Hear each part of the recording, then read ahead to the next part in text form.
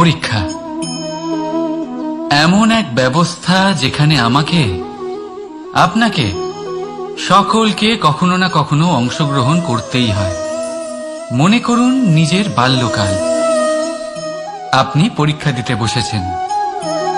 তাদের মধ্যে কিছু বালক এমন হয় যারা সারা বছর পরিশ্রম করে, পড়াশোনা করে, মন দিয়ে পরীক্ষা দেয়। কিন্তু কিছু বালক এমন হয় যারা নিজের আশেপাশে বসে থাকা বালকদের নকল করে আর পরীক্ষায় কৃতকার্যও হয়ে যায়। খুব খারাপ লাগে এটা ভেবে যে কেউ বিনা পরিশ্রমে পরীক্ষায় কৃতকার্য কি করে হতে পারে। কিন্তু মনে রাখবেন, যারা নকল করেন তারা পরীক্ষায় কৃতকার্য অবশ্যই হয়ে যান, কিন্তু সফল নয়। কারণ আমরা এক বিশেষ কথা ভুলে যাই যে প্রত্যেক মানুষের ব্যক্তিত্ব আলাদা হয়। আপনি অন্যদের নকল করে নিজের জীবন অতিবাহিত করতেই পারেন, কিন্তু যদি নিজের জীবনে সাফল্য লাভ করতে হয়, যদি নিজের জীবনে আনন্দ পেতে হয়, তাহলে মনে রাখবেন নিজের প্রশ্নগুলোর উত্তর জীবনে নিজেকেই খুঁজে বের করতে হবে। রাধা রাধা। আসুন, আজ আপনাকে আমি একটা গল্প শোনাই। একবার এক চক্ষুহীন মানুষ মন্দিরে গেল ঈশ্বরের দর্শন করার জন্য। এবারে যখন ওখানে উপস্থিত লোকেরা জানতে পারল যে এই ব্যক্তি চক্ষুহীন, তখন কিছু লোক তাকে উপহাস করতে শুরু করে দিল। যে ব্যক্তি সম্পূর্ণরূপে দৃষ্টিহীন, সে কি করতে এসেছে এখানে? হয়তো সে ঈশ্বরের কাছে নালিশ করতে এসেছে যে কেন আপনি আমার দৃষ্টি কেড়ে নিলেন। কিন্তু এই সকল কথায় সেই চক্ষুহীন ব্যক্তি নিজেকে নিরাশ হতে দিল না। সে হাসল আর শুধুমাত্র একটাই কথা বলল সে, মানলাম যে আমার ভাগ্য আমার থেকে আমার দৃষ্টি কেড়ে নিয়েছে, কিন্তু আমি অভাগা নই, কারণ আমার ঈশ্বর, উনি আমায় দেখতে পাচ্ছেন।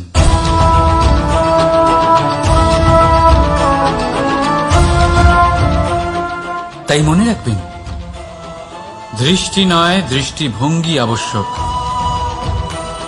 যদি আপনার দৃষ্টিভঙ্গি শুভ হয়, তাহলে অশুভর মধ্যেও আপনি শুভ দেখতে পাবেন। আর মন প্রসন্ন হয়ে বলবে, রাধা রাধা। আপনি এই সংসারে এমন অনেক মানুষ চেনেন যারা অত্যন্ত স্বার্থপর, যারা শুধুমাত্র প্রয়োজন পড়লেই আপনার কথা মনে করে। তাছাড়া বহু বছর তাদের দেখাই পাওয়া যায় না, কিন্তু যখনই তাদের আপনার সাহায্যের প্রয়োজন পড়ে, হাত জোর করে আপনার সামনে এসে উপস্থিত হয়। বড়ই রাগ হয় এদের ওপরে, মন ভারী হয়ে ওঠে। মন এই কথাই বলে যে এই ব্যক্তির সাহায্য করা উচিত নয়, কিন্তু আপনি এরকম কখনোই করবেন না। আপনি বলবেন, কেন বলছি আমি এই কথা? মনে রাখবেন, আলোর খোঁজ মানুষ শুধুমাত্র তখনই করে যখন অন্ধকার গভীরতর হয়। তাকে স্বার্থপর ভেবে নিজের মনকে বিচলিত করবেন না। নিজেকে আলো মনে করে আনন্দে থাকুন। ভাগ্যবান মনে করুন নিজেকে, যে কারোর বিপদের সময় তার আপনার কথা মনে পড়েছে, যে আপনি এই সংসারে কাউকে সাহায্য করার যোগ্যতা রাখেন। এই জীবনে কেউ স্বার্থপর বলে নিজের দৃষ্টিভঙ্গি কখনোই পাল্টাবেন না। শুধুই নজর রাখুন নিজের পরমার্থের ওপরে। মন প্রসন্ন হয়ে বলবে, রাধা রাধা। মানুষ যখন সাফল্য অর্জন করে, তখন তার মধ্যে জাগে অহংকার। আর এই সময় মানুষ সচরাচর একটা কথা ভুলে যায়, নত হতে। সে ভাবে যে আমি আমি কারোর সামনে কেন নত হব? আর এটা এই কারণে হয় কারণ মানুষ এক গুরুত্বপূর্ণ কথা ভুলে যায়, যে এই সংসারে, এই জীবনে সে যা অর্জন করেছে নত হয়েই অর্জন করেছে। বাল্যকালে সে হাঁটতে শিখেছে, এই মাটির কাছে নত হয়ে পড়ে উঠবেন।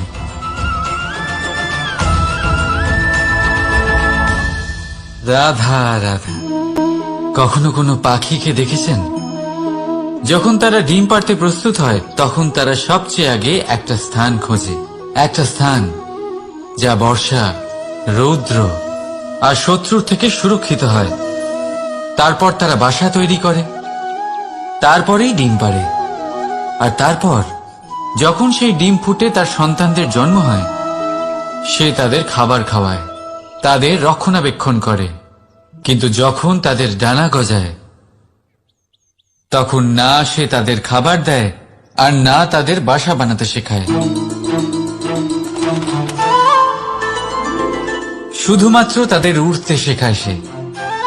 তারপর সেই বাচ্চারা আকাশে উড়তে শিখে নিজেরাই নিজেদের খাবার জোগাড় করতে শিখে যায়, নিজেরাই নিজেদের বাসা বানাতে শিখে যায়। আর আমরা মানুষেরা কি করি? আমাদের সন্তান বড় হয়ে যাওয়া সত্ত্বেও তাদের নিয়ে সর্বদা দুশ্চিন্তা করি। তার জন্য আমরা গৃহ নির্মাণের চেষ্টা করি। নিজের সন্তানকে আরো শক্তিশালী করে গড়ে তোলার বদলে তাকে আমরা দুর্বল করে দিই। জীবনে সেটাই করুন যা একটা পাখি করে। নিজের সন্তানকে আকাশে ওড়ার শিক্ষা দিন, সংস্কার দিন, আর একটা নির্দিষ্ট সময়ের পরে তাকে নিজের আকাশ নির্ধারণ করতে মুক্ত করে দিন। রাধা রাধা। সাগরে সেতু বাঁধার গল্প তো আপনারা নিশ্চয়ই শুনে থাকবেন। রামচন্দ্রের সেনাকে 100 যোজন সমুদ্র অতিক্রম করে লঙ্কায় আক্রমণ করতে হতো। সেতুকার নল আর নীল সেতু বাঁধার উপায় বের করল, কিন্তু প্রশ্ন ছিল সেতু বাঁধা কি করে হবে? সমুদ্র অত্যন্ত গভীর, কত পাথর দেওয়া হলে এই বিশাল সমুদ্র অতিক্রম করা সম্ভব হবে? তখন এক উপায় নির্ধারিত হল।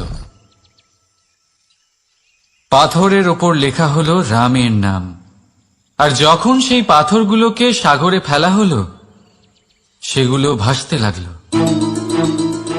এবারে কেউ বলবেন এটা রামচন্দ্রের নামের মহিমা, কেউ বলবেন এটা নারায়ণের কোনো জাদু, কিন্তু না, এটা রামচন্দ্রের সেই গুণ, ওনার ব্যক্তিত্বের সেই মহান দিক যা ওনার প্রতিনিধিত্ব করেছে।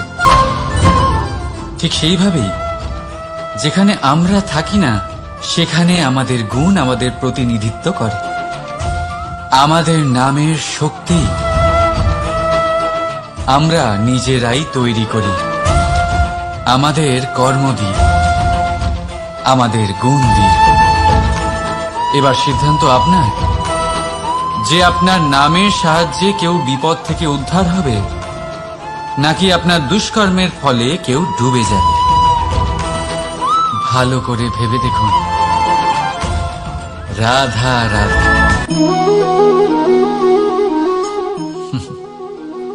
এবারে আপনারা ভাবছেন যে আমি এত একাগ্রতার সাথে এই পিঁপড়েকে কেন দেখছি। আপনাকে বলি যে আজ এই পিঁপড়েকে দেখে আমি মন্ত্রমুগ্ধ হয়ে গেছি। ওর রূপ বা ওর আকার দেখে নয়, এই পিঁপড়ের প্রচেষ্টা দেখে।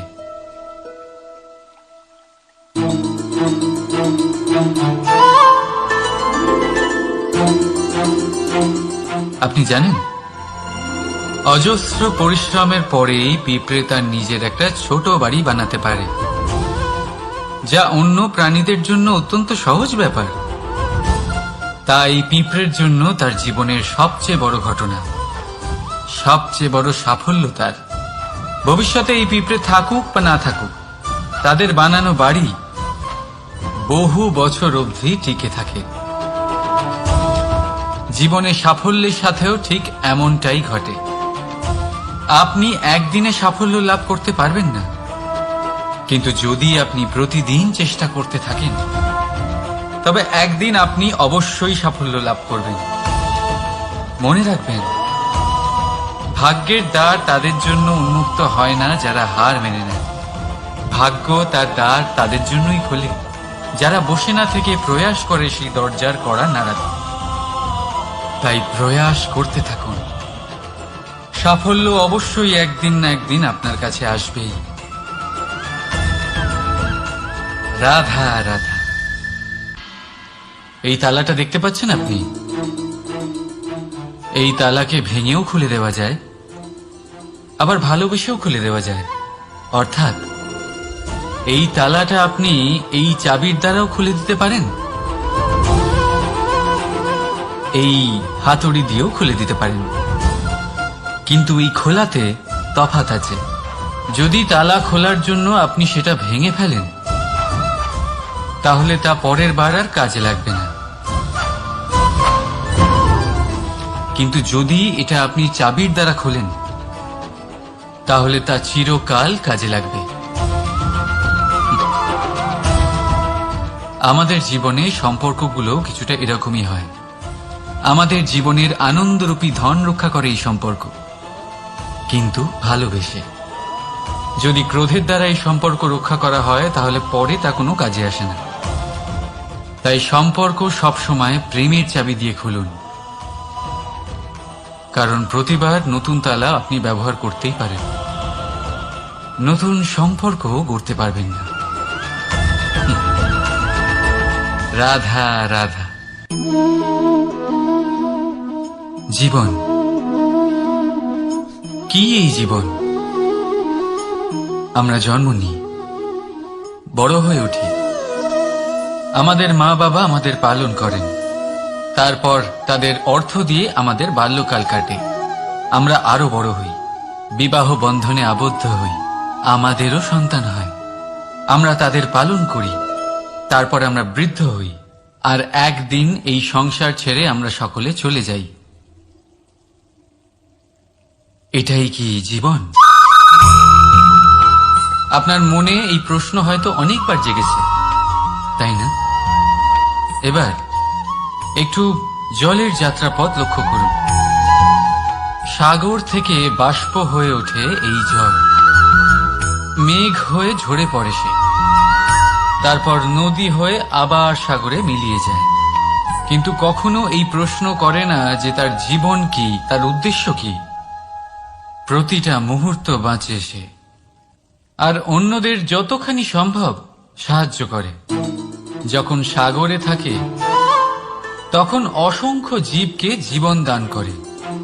যখন সাগর থেকে বাষ্প হয়ে মেঘ হয়ে যায় তখন চাষিদের মনে এই আশা জাগায় যে ফসল আবার ফলবে। যখন বর্ষা হয়ে ঝরে পড়ে তখন এই শুকনো তৃষ্ণার্ত ধরিত্রীর তৃষ্ণা মেটায়। আর যখন নদীতে থাকে তখন তার পাড়ে নানান গাছপালার জন্ম দেয়। কিন্তু ভাবুন, জল কি কখনো এটা ভাবে যে তার জীবন কি বা তার জীবনের উদ্দেশ্যটাই বা কি? না, সে শুধু নিজের ধর্ম পালন করে যায়, আর যতটা সম্ভব সবাইকে আনন্দ প্রদান করতে থাকে। সেই জন্যই জীবনে কখনো এই প্রশ্ন করবেন না যে এই জীবন কি, এই জীবনের উদ্দেশ্য কি। শুধু এই জীবন বাঁচুন, আর যতটা সম্ভব সবাইকে আনন্দ প্রদান করুন। মন প্রসন্ন হয়ে বলবে রাধা রাধা। কখনো বৃষ্টির জন্য হওয়া কাদার মধ্যে দিয়ে আপনি নিজের বাড়ি ফিরেছেন? পাদুকা পরার জন্য আপনি ওই কাদা থেকে অবশ্যই বেঁচে যান, কিন্তু সেই পাদুকা থেকে আগত নোংরা কাদার ছিটে আপনার বস্ত্রকে ময়লা করেই দেয়। কিন্তু তাও সেই ছিটের জন্য আপনার বস্ত্র ময়লা হয়ে যাবে, সেই জন্য আপনি পাদুকা পরা ছেড়ে দেন না। ঠিক সেইভাবেই জীবনে এমন কিছু মানুষও আসেন যারা পাদুকার মতো হন, যারা আপনাকে কাদার থেকে বাঁচিয়ে নেন, কিন্তু বস্ত্ররূপী আপনার মনের উপরে আশঙ্কার দাগ ছেড়ে যান। এইসব মানুষের জন্য নিজের মন ছোট করার কোনো প্রয়োজন নেই। প্রয়োজন আছে শুধু এটা ভাবার যে আপনি নিজের পা কাদার থেকে বাঁচাবেন নাকি আপনার বস্ত্র। জীবনে গম্ভীর হওয়া ভালো কথা, কিন্তু সমস্ত বিষয় যদি গম্ভীরভাবে ভাবতে থাকেন তাহলে জীবনের আনন্দটাই শেষ হয়ে যাবে। এই সংসার অস্থায়ী, এখানে এমন কিছুই নেই যা চিরকাল জীবিত থাকবে। তাই যতক্ষণ এই জীবন আছে সন্তুষ্টি আর আনন্দ নিয়ে বাঁচুন। নিজের উপর আগত কাদার ছিটের দিকে মন দেবেন না, শুধু আনন্দ বিতরণ করুন। মন প্রসন্ন হয়ে বলবে রাধা রাধা। আসুন, আজ আপনাকে আমি একটা গল্প শোনাই। একবার এক চক্ষুহীন মানুষ মন্দিরে গেল ঈশ্বরের দর্শন করার জন্য।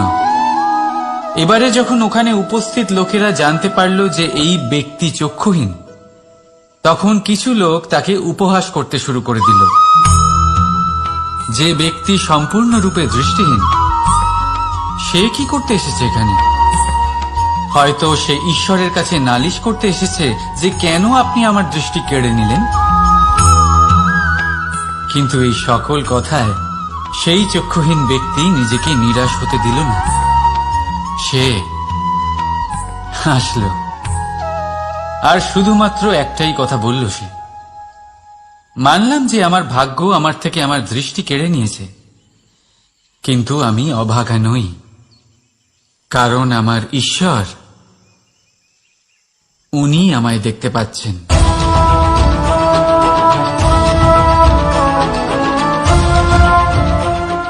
তাই মনে রাখবেন, দৃষ্টি নয় দৃষ্টিভঙ্গি আবশ্যক। যদি আপনার দৃষ্টিভঙ্গি শুভ হয় তাহলে অশুভর মধ্যেও আপনি শুভ দেখতে পাবেন। আর মন প্রসন্ন হয়ে বলবে রাধা রাধা। পরীক্ষা এমন এক ব্যবস্থা যেখানে আমাকে, আপনাকে, সকলকে কখনো না কখনো অংশগ্রহণ করতেই হয়। মনে করুন নিজের বাল্যকাল। আপনি পরীক্ষা দিতে বসেছেন। তাদের মধ্যে কিছু বালক এমন হয় যারা সারা বছর পরিশ্রম করে, পড়াশোনা করে, মন দিয়ে পরীক্ষা দেয়। কিন্তু কিছু বালক এমন হয় যারা নিজের আশেপাশে বসে থাকা বালকদের নকল করে আর পরীক্ষায় কৃতকার্যও হয়ে যায়। খুব খারাপ লাগে এটা ভেবে যে কেউ বিনা পরিশ্রমে পরীক্ষায় কৃতকার্য কি করে হতে পারে। কিন্তু মনে রাখবেন, যারা নকল করেন তারা পরীক্ষায় কৃতকার্য অবশ্যই হয়ে যান, কিন্তু সফল নয়। কারণ আমরা এক বিশেষ কথা ভুলে যাই যে প্রত্যেক মানুষের ব্যক্তিত্ব আলাদা হয়। আপনি অন্যদের নকল করে নিজের জীবন অতিবাহিত করতেই পারেন, কিন্তু যদি নিজের জীবনে সাফল্য লাভ করতে হয়, যদি নিজের জীবনে আনন্দ পেতে হয়, তাহলে মনে রাখবেন, নিজের প্রশ্নগুলোর উত্তর জীবনে নিজেকেই খুঁজে বের করতে হবে। রাধা রাধা। মানুষ যখন সাফল্য অর্জন করে তখন তার মধ্যে জাগে অহংকার। আর এই সময় মানুষ সচরাচর একটা কথা ভুলে যায়, নত হতে। সে ভাবে যে আমি কারোর সামনে কেন নত হব। আর এটা এই কারণে হয় কারণ মানুষ এক গুরুত্বপূর্ণ কথা ভুলে যায়, যে এই সংসারে, এই জীবনে সে যা অর্জন করেছে নত হয়েই অর্জন করেছে। বাল্যকালে সে হাঁটতে শিখেছে, এই মাটির কাছে নত উঠবেন।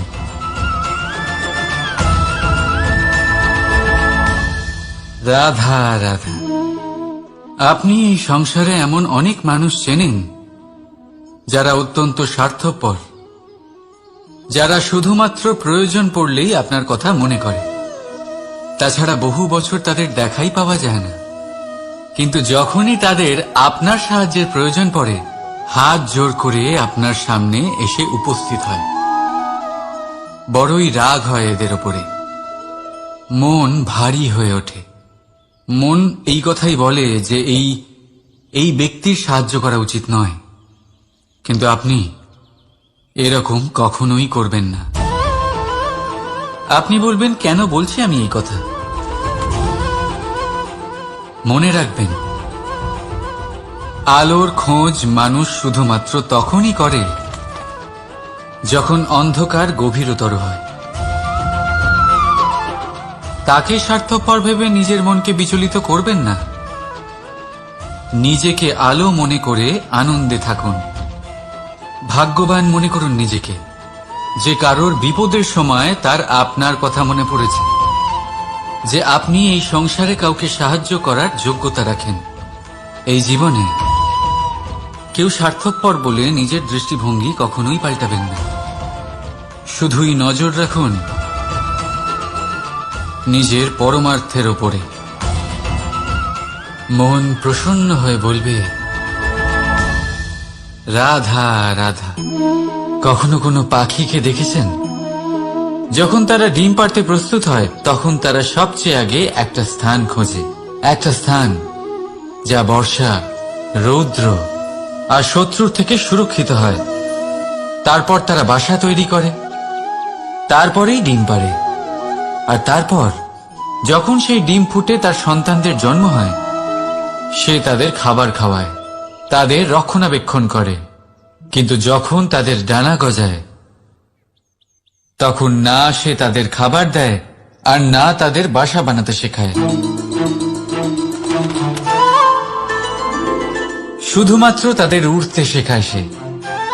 তারপর সেই বাচ্চারা আকাশে উড়তে শিখে নিজেরাই নিজেদের খাবার জোগাড় করতে শিখে যায়, নিজেরাই নিজেদের বাসা বানাতে শিখে যায়। আর আমরা মানুষেরা কি করি? আমাদের সন্তান বড় হয়ে যাওয়া সত্ত্বেও তাদের নিয়ে সর্বদা দুশ্চিন্তা করি। তার জন্য আমরা গৃহ নির্মাণের চেষ্টা করি। নিজের সন্তানকে আরো শক্তিশালী করে গড়ে তোলার বদলে তাকে আমরা দুর্বল করে দিই। জীবনে সেটাই করুন যা একটা পাখি করে।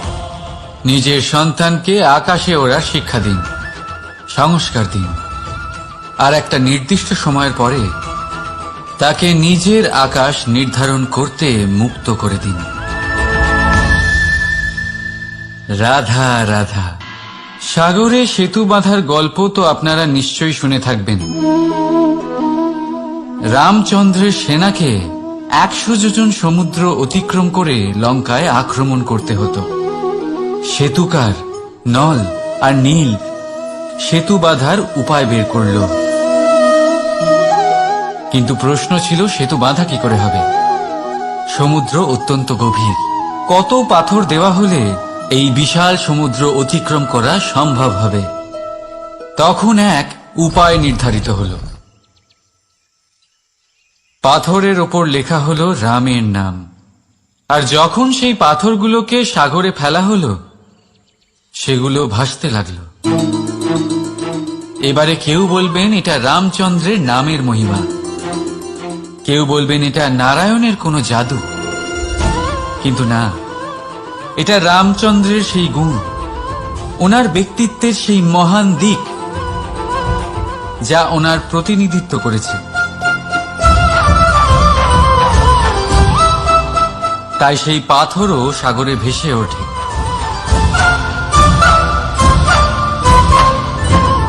ঠিক সেইভাবেই রাধা রাধা।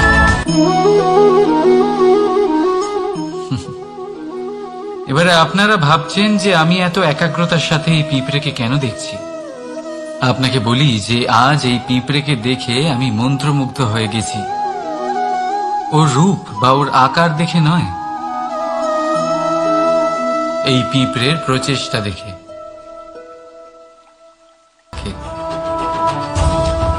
জীবনে সাফল্যের সাথেও ঠিক এমনটাই ঘটে।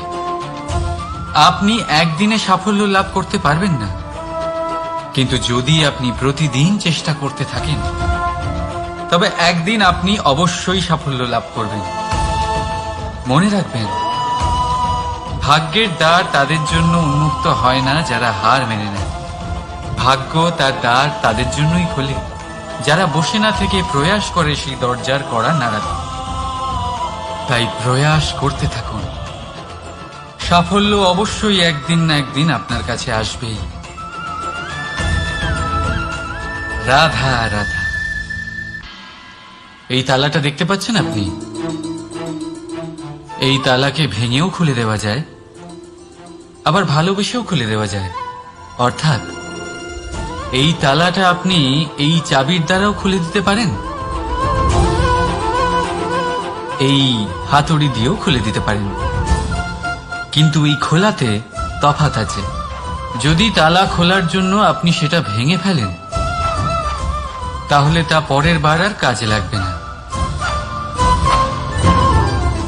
কিন্তু যদি এটা আপনি চাবির দ্বারা খোলেন তাহলে তা চিরকাল কাজে লাগবে। আমাদের জীবনে সম্পর্কগুলো কিছুটা এরকমই হয়। আমাদের জীবনের আনন্দরূপী ধন রক্ষা করে এই সম্পর্ক, কিন্তু ভালোবেসে। যদি ক্রোধের দ্বারা এই সম্পর্ক রক্ষা করা হয় তাহলে পরে তা কোনো কাজে আসে না। তাই সম্পর্ক সবসময় প্রেমের চাবি দিয়ে খুলুন, কারণ প্রতিবার নতুন তালা আপনি ব্যবহার করতেই পারেন, নতুন সম্পর্ক গড়তে পারবেন না। রাধা রাধা। জীবন কি? এই জীবন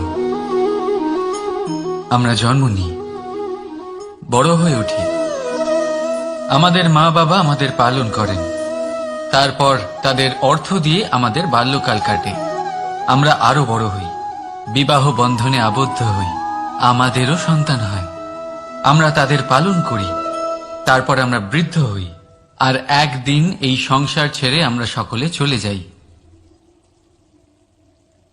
এটাই কি জীবন? আপনার মনে এই প্রশ্ন হয়তো অনেকবার জেগেছে, তাই না? এবার একটু জলের যাত্রাপথ লক্ষ্য করুন। সাগর থেকে বাষ্প হয়ে ওঠে এই জল, মেঘ হয়ে ঝরে পড়ে সে, তারপর নদী হয়ে আবার সাগরে মিলিয়ে যায়। কিন্তু কখনো এই প্রশ্ন করে না যে তার জীবন কি, তার উদ্দেশ্য কি। প্রতিটা মুহূর্ত বাঁচে সে, আর অন্যদের যতখানি সম্ভব সাহায্য করে। যখন সাগরে থাকে তখন অসংখ্য জীবকে জীবন দান করে। যখন সাগর থেকে বাষ্প হয়ে মেঘ হয়ে যায় তখন চাষিদের মনে এই আশা জাগায় যে ফসল আবার ফলবে। যখন বর্ষা হয়ে ঝরে পড়ে তখন এই শুকনো তৃষ্ণার্ত ধরিত্রীর তৃষ্ণা মেটায়। আর যখন নদীতে থাকে তখন তার পাড়ে নানান গাছপালার জন্ম দেয়।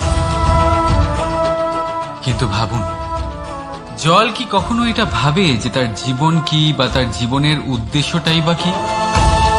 না, সে শুধু নিজের ধর্ম পালন করে যায়, আর যতটা সম্ভব সবাইকে আনন্দ প্রদান করতে থাকে।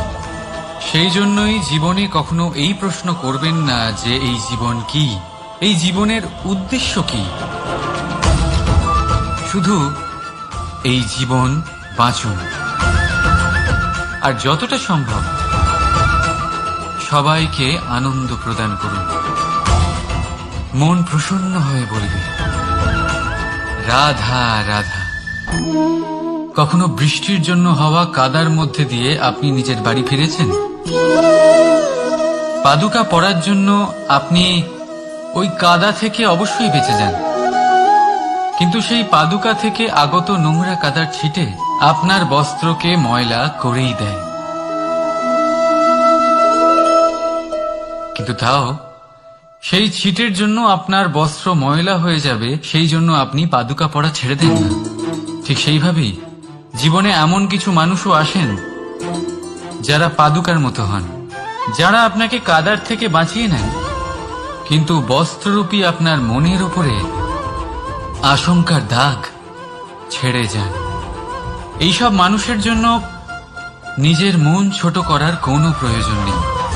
প্রয়োজন আছে শুধু এটা ভাবার যে আপনি নিজের পা কাদার থেকে বাঁচাবেন নাকি আপনার বস্ত্র। জীবনে গম্ভীর হওয়া ভালো কথা, কিন্তু সমস্ত বিষয় যদি গম্ভীরভাবে ভাবতে থাকেন তাহলে জীবনের আনন্দটাই শেষ হয়ে যাবে। এই সংসার অস্থায়ী, এখানে এমন কিছুই নেই যা চিরকাল জীবিত থাকবে। তাই যতক্ষণ এই জীবন আছে সন্তুষ্টি আর আনন্দ নিয়ে বাঁচুন। নিজের ওপর আগত কাদার ছিটের দিকে মন দেবেন না, শুধু আনন্দ বিতরণ করুন। মন প্রসন্ন হয়ে বলবে, রাধা রাধা। আসুন, আজ আপনাকে আমি একটা গল্প শোনাই। একবার এক চক্ষুহীন মানুষ মন্দিরে গেল ঈশ্বরের দর্শন করার জন্য। এবারে যখন ওখানে উপস্থিত লোকেরা জানতে পারল যে এই ব্যক্তি চক্ষুহীন, তখন কিছু লোক তাকে উপহাস করতে শুরু করে দিল। যে ব্যক্তি সম্পূর্ণরূপে দৃষ্টিহীন, সে কি করতে এসেছে এখানে? হয়তো সে ঈশ্বরের কাছে নালিশ করতে এসেছে যে কেন আপনি আমার দৃষ্টি কেড়ে নিলেন। কিন্তু এই সকল কথায় সেই চক্ষুহীন ব্যক্তি নিজেকে নিরাশ হতে দিল না। সে হাসল আর শুধুমাত্র একটাই কথা বলল সে, মানলাম যে আমার ভাগ্য আমার থেকে আমার দৃষ্টি কেড়ে নিয়েছে, কিন্তু আমি অভাগা নই, কারণ আমার ঈশ্বর, উনি আমায় দেখতে পাচ্ছেন।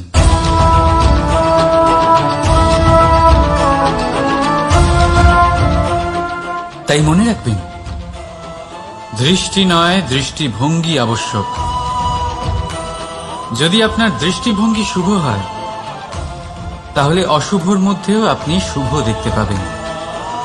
আর মন প্রসন্ন হয়ে বলবে, রাধা রাধা।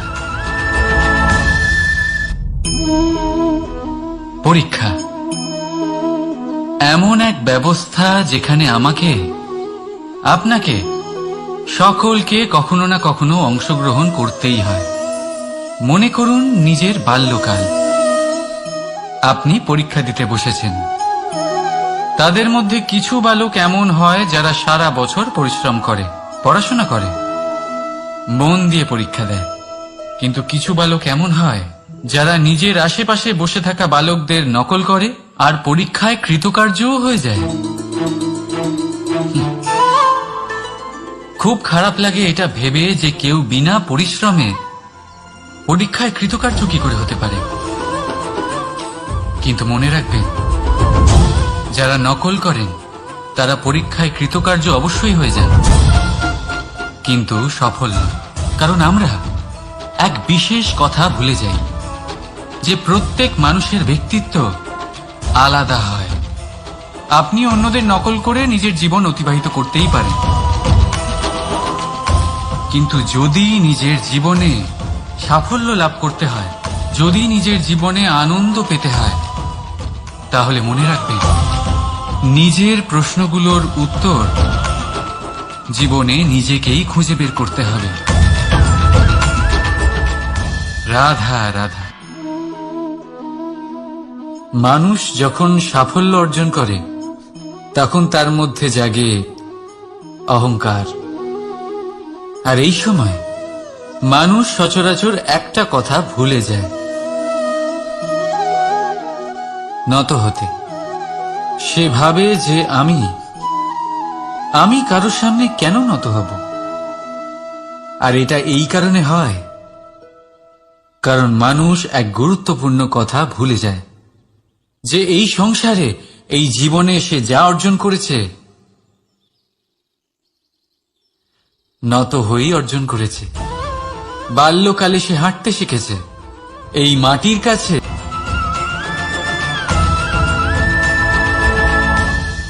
রাধা রাধা।